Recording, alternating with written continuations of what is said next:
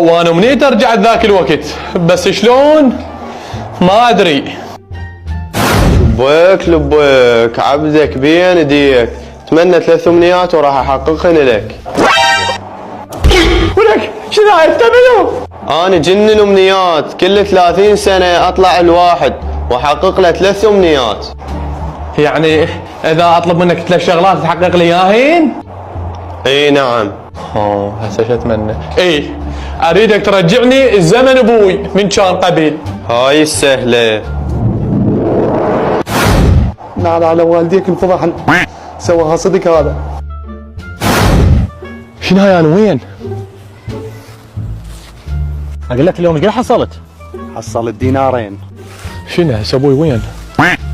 اي هذاك ابوي مبين من وجه هذاك عنجوره بي. يعني شركات جديد زين طلع معده دينانير مو؟ هي اكيد زين، اليوم انا طلعت دينارين، يجوز باكر 3 4. وكان يبكي يقول عيشه صعبه يحصل دينارين و4 دنانير. هو الدينار هنا هسه بكتهم ببيت خرب. شوف ايش راح يسوي. وذن اللي حصلت اليوم اكيد راح اشتري بين عرستين وبيت. شوف هذا شلون يفكر. بلكت ابوي يشتري لي عرستين وبيت على حكايه هذا هسه بكتنا تلقاه الله يعلم شنو فلوس طقوق. ولك انت شنو عرستين وشنو بيت؟ انت سمعت بهالمطرب الجديد سعد الحلي؟ لا ولك شنو سعد الحلي؟ هاي اكو واحده جديده يسمونها ساجد عبيد ما ادري شو اسمها، عندها اليوم حفله ودق رقص. يا ملعون غلبتني صدق، يقولون هاي ساجد عبيد تموت، وناخذ لنا كيسين عرق فله وروح. ايش قلت؟ عاشيدك يلا قومنا، ويا ما تاخذها وياه. الله ياخذ عمرك، هو هذا صديق السوء اللي ويا ابوي، كان اقول ابوي استفلس ولا دينار.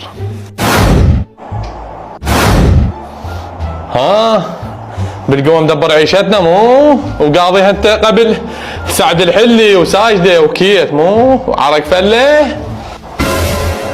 يا ابوي انت لا تلومني، وابوي ما عارف لي شيء. ما عرفت لك شيء، زمانك مثل زماني، ولك كنا العيشه قوه مدبرينها، شلون تريد نشتري املاك؟ جدي انت هم بكيت؟ اقول لك بعد لك كم امنيه؟ بقالك امنيتين. اقول لك اريدك ترجعني الزمن جدي. هاي الامنية الثانية.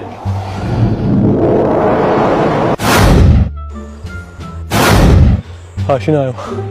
ابوي من الساعه بالقوه لقيته، هسه جدي وين القاه هنا بهاي؟ يوبه مفتوح القاه، وين لابد بيا زاويه جده هسه. اقول لك هذا مقوارك والله عجبني، بيش اشتريته؟ هذا اشتريته ب10 دنانير.